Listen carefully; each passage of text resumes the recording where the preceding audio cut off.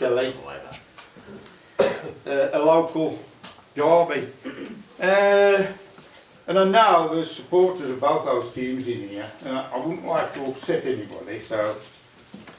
But you ought to bear with me, because I don't know anything about football, but I'm going to tell you a story about a footballer, in fact. But he didn't play for either of those teams, but he did play for a local team.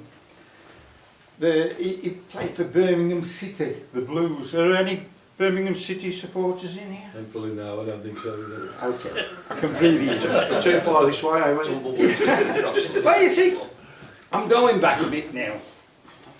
And they had a player who was exceptionally good. Well, he got one sort of skill, and that was, if he got possession of the ball in the other, the opponent's half, he'd score most times. You know, 99% he would score from anywhere in that half of the field. And well, the opponents knew this, and you know, the defensives, you know, were always on to him, you know, keeping the ball away from him when he was in that half of the field. But this one time, he was only just in their half, and he got the ball, and the whole place went quiet because they knew he'd got a good chance of scoring. But one of the opponents came in with a 2-footed tackle, took his legs from under him, and well, they heard the crack of the bones, you know, in the stadium, and everything was quiet. They came out and they took him off on the stretcher. And when they got to hospital, they looked at him and they said, well, the doctor said, you know, it's a really bad break. The ankle is very badly broken, multiple fractures. And there's some good news, and that is, we're going to get you back on your feet again. There's also some bad news, and that is, you'll never play football again. Well, in them days, they didn't get the big money like they get today. It was a good wage, but, you know, they didn't get that sort of money. So, and he was still a young bloke. And of course, footballers tend to terminate their education at an early age. So, you know, usually they've got no trade or profession to fall back upon. You know, I mean, they had a testimonial for him, and, you know, he got a few bob out of that. But, I mean, mostly ex-footballers used to get to keep pubs, didn't they? Yeah. And he didn't really fancy that, but he was thinking things over about what he was going to do, and he was doing a bit of gardening. Well, he was just doing this, you know, a bit of hoeing and, you know, weeding, that sort of stuff. And he hit something. But when he uncovered it, it was a brass lamp. So he took this brass lamp and thought, oh, this, you know, that'll look nice on the side. What if I polish it up?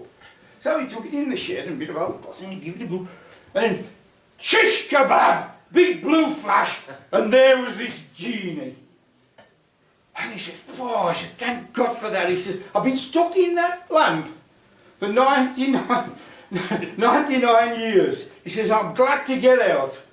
He says, thanks for getting it. He says, but he says, before I can get on, he said, I've got a few scores to settle and there's a lot of catching up I want to do. He said, but before I get on, I've got to give you 3 wishes. And the bloke said, well, I don't know what. He said, well, he says, to be quite truthful, he says, I'm a bit worried about money. He says, I could do with some, you know, cash. No problem. Shish kebab! Big blue flash. And there was a pile of gold bullions. You know, that's all right, you know. Now, I've got to tell you now, this genie, he wasn't a genie of the 1st degree. He was a 2nd degree genie. And whenever he did something, he couldn't magic things out of nothing. You know, that gold like that had got to come from somewhere. So, over in Fort Knox, there was a load of guards running around trying to figure out where this gold had gone to. See? And anyway, come on then, he says, get on with this, you know, I've got a lot to catch up on. And he goes, well, you know, that's it, you know, okay. Now you've got to have your 3 wishes, you know, to release me, I've got to give you 3 wishes. He said, well, He says, young Tommy, he says, he has been pestering me for one of them racing bikes with all the gears on, you know. Well, just at that moment, there was a chap going down Mucklows Hill at 55 mile an hour on his bike. Well, the least said about that, the better. But anyway, he got his bike and he said, well, you know, come on. He said, well, go on. He said, I'll tell you what, he says, I missed the football. So you couldn't make it so, you know, fix my foot so I can play football again. And the genie had a look at it and he says, no, he says, it's beyond repair. There's nothing I can do about that. He says, make another wish quick. He says, well, he says, my old team, Birmingham City, he says, I'd like to see them win the League Cup this year. And the genie said, let's just have another look at that foot, shall we?